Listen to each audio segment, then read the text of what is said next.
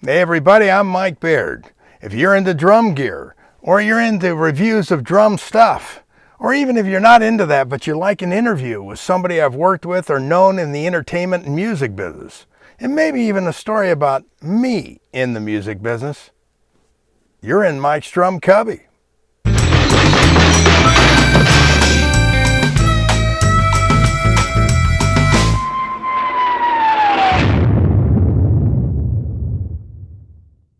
Welcome, Covers, to another episode of Mike's Drum Cubby, the channel I created for you, the Covers. Well, today we have a great one. We have an interview with a dear friend of mine and great bass player, Domenic Genova. And he's going to talk about his career in the music business, how he got started and all that good stuff. Then I threw him kind of a curveball and I asked him, what do you do outside of music that's kind of your passion? He's going to talk about that. And then I created a little section called Take a 10 with Domenic, where he shares a story with us, a funny story about him in the music business. So stick around. And if you dig the channel, please hit the subscribe button, hit that little bell so you get notifications when a cubby comes up. Give me thumbs up and send the comments in. I love it all. Well, let's get to it. The interview with Domenic. Hey everybody, welcome to the Cubby. This is Domenic Genova, ladies and gentlemen, for your dining and dancing pleasure. Hello. So Dom, so what were your basic influences when you were, becoming a bass player? Who are the guys that you really wanted to emulate? Paul McCartney, first off. And then later on, within about a year, Lee Sklar. Very cool. I saw him at a school sock hop, at my school sock hop, and mind-blowing. For a 17-year-old looking up and going, oh my God, what is this guy doing? That was my experience. Very cool. And then, so when did you really get your big break? Like, I know you did tours, right? You toured with some people. Was Yes, that kind of your first break? That was the first break, yeah. And then early 1970, just springtime, in 1970, a friend of mine got us a gig to go play with Bobby Sherman. Oh. And we went on the road. And it was fun. And then from there, I kept meeting different people and then started to kind of parlay other gigs. You know, it's like, oh, God, there's an audition going on over here. That was kind of the thing. And that went on. Awesome. And so at what point did you get your really, really big break? Like to get into sessions and doing because you've done records, you've done TV, you've done some film. Right. I mean, you've kind of done an eclectic bunch of stuff. Yes, the real big break was in, late winter of 1978. Finally, Earl Hagen, who took an interest in me when I was 18 because I was friends with his son, Dean, and he was a drummer that I met in our high school years. And his dad always liked the way his son and I played. So he told me at 18, he said, you learn how to read, you learn how to play string bass, and I'll help you get work in town. I'll plug you in to my work. And that happened about 1978. It took me a while, but it happened around 1978 because I spent most of the 70s on the road, different acts. Interesting.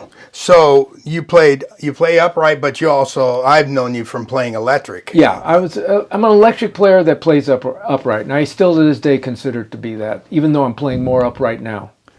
Got it. So when you were doing records, what kind of people did you work with when you did records? First person that got me into records was Bill Como. Got me the first record date back in 1971.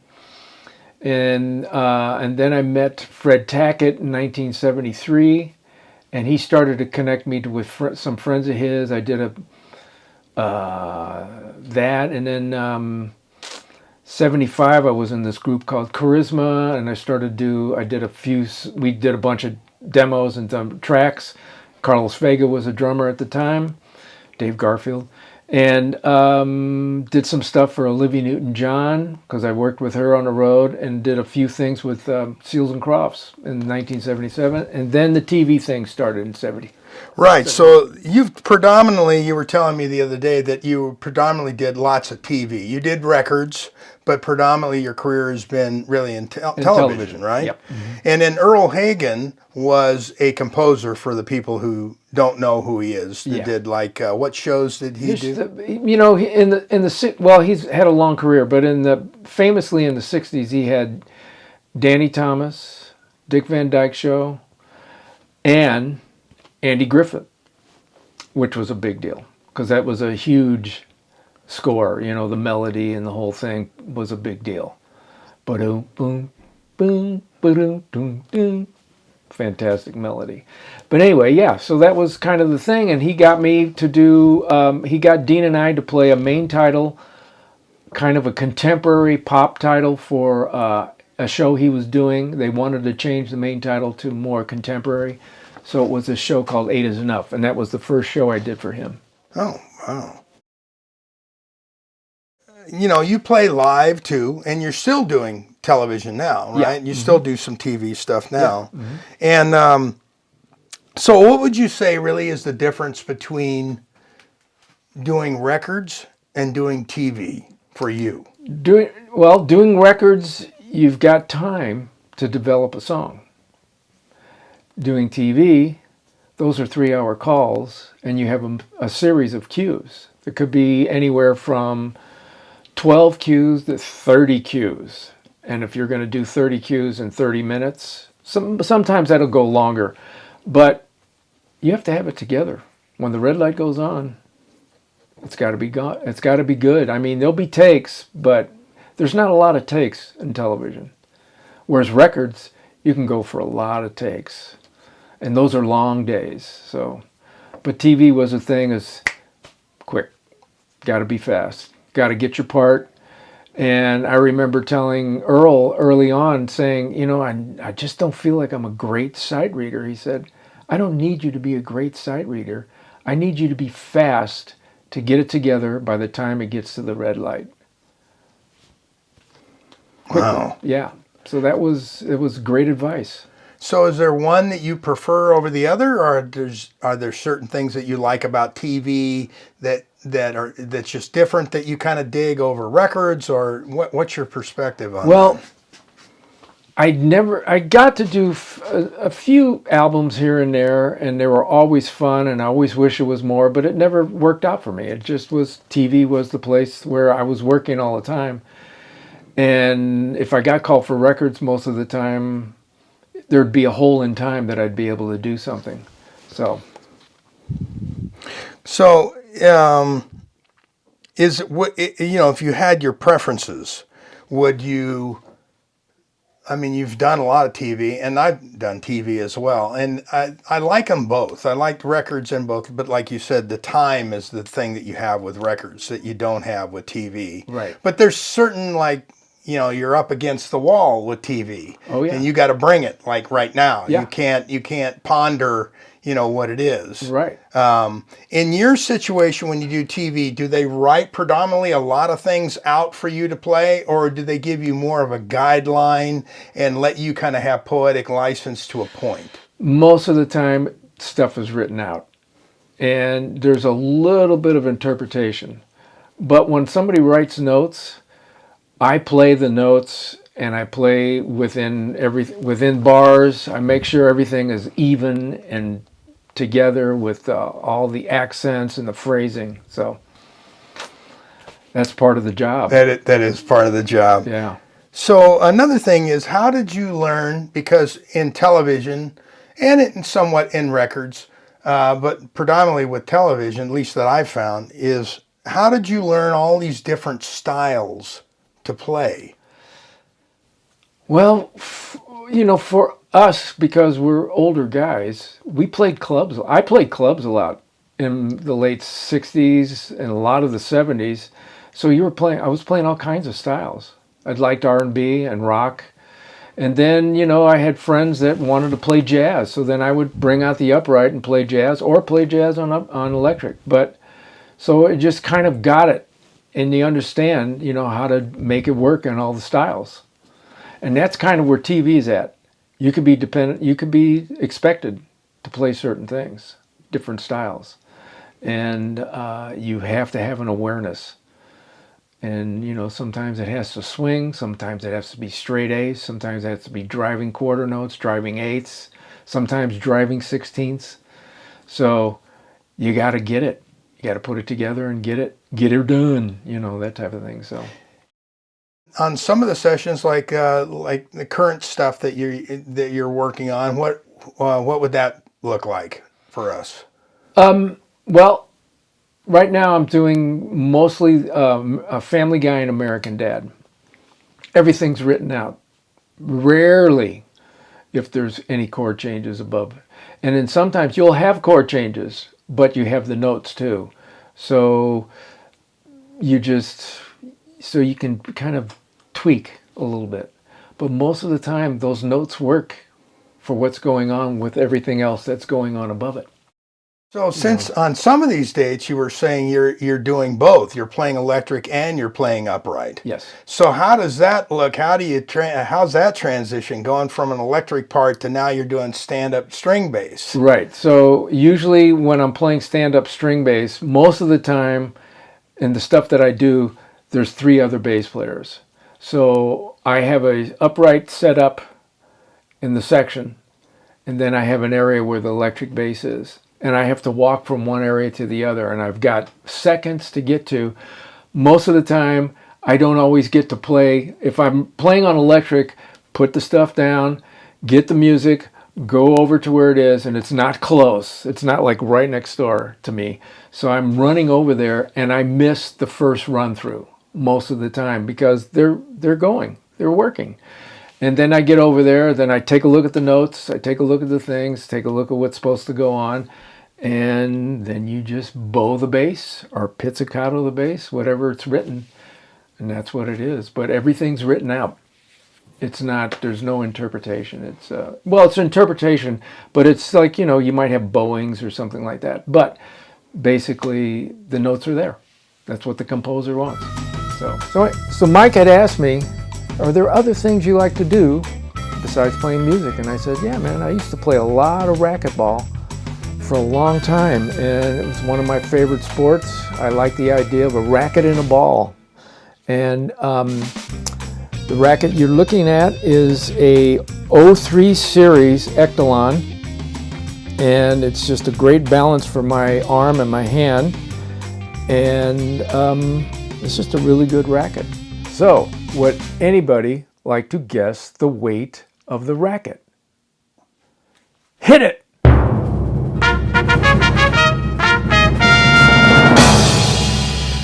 6.06 ounces.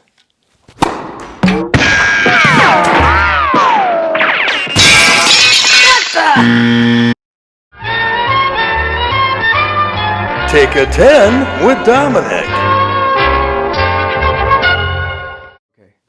So here's a kind of a funny story that was kind of intriguing. So I get called from a friend, guitar player friend of mine, asking me if I wanted to do this event at the Anaheim Convention Center for a big production called BlizzCon. And I kind of went, well, what is that? And he says, well, they're famously known at the time, their biggest game was World of Warcraft. And I said, wow, that's interesting. So at the same time, a few days before, the stock market takes a hit, big hit. And this is like around 2007, 2008. So now I'm thinking, oh, they're going to cancel this. There's no way anybody's going to show up. So I called my friend and I said, man, is this going on? And he goes, yes, it is. You're still committed to those 2 days. You signed a contract. I said, great. I said, but, you know, he goes, no, that's going to be fine. So drive down to Anaheim Convention Center. And I get there. I load in my equipment. I find out where I'm supposed to be on this particular big stage because it had 64-piece orchestra. It had a Renaissance style of band and then kind of a blues rock band, which was what I was in. And we're just setting up equipment, and I'm kind of talking to guys, and I'm sitting there talking to this piano player that I knew worked for the the Blizzard company, and he was a arts editor for them, and that was his thing. And I said, man, is this going to actually happen? I mean, what about the stock market and all this stuff? He said, man, these guys are making so much money. It costs $50 to get into World of Warcraft and then $10 a month. He goes, everybody can afford that. Stock market has nothing to do with it. So anyway, so we have a rehearsal, we go through some tunes. Then the next day, I'm pulling in and I'm walking up to get to the stage, and drives into the back of the stage, drives this red Ferrari. And I go, wow, God, this guy's got some pull to be here. And then I find out I see my guitar player friend, and I said, kind of a nice car, huh? And he goes, yeah, man, that's the guy that he wrote all the music to this game. And I said, really? So he comes out, my friend introduces me to him, he's a very nice guy. And so he says, listen, I need to talk to you guys in a few minutes. I'll come up to you in a few minutes.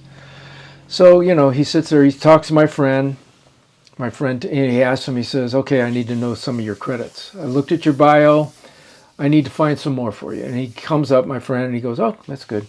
So he comes up to me, and he looks at the sheet, and he goes, I got nothing here.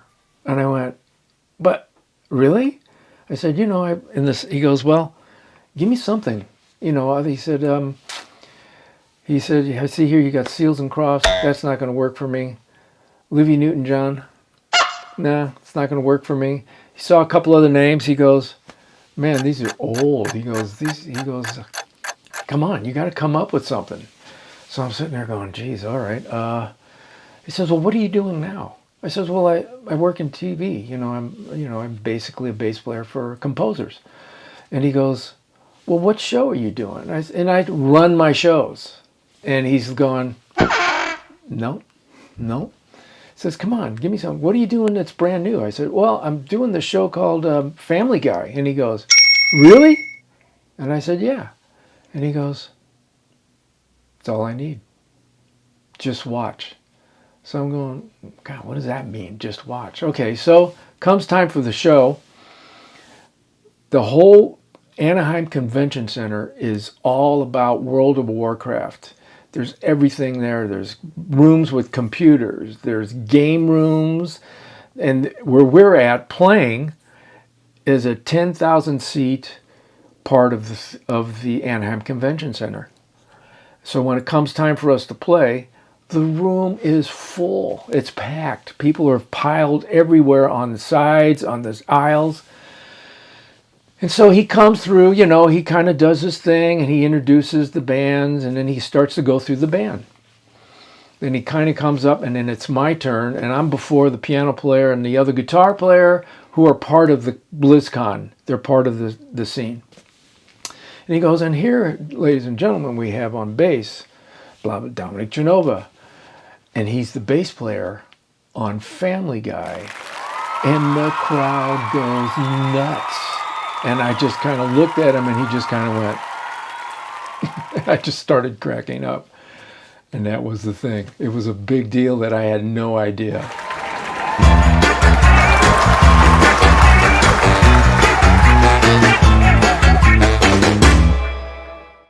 Okay, we're back. And we thank Domenic Genova for a great interview and coming to the Cubby and giving us one.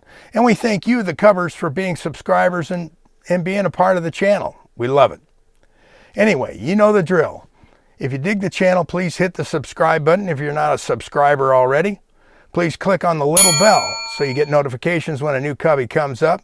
Give us thumbs up, send us comments. We love it all. Anyway, what do we say when we get to the end? And that's it.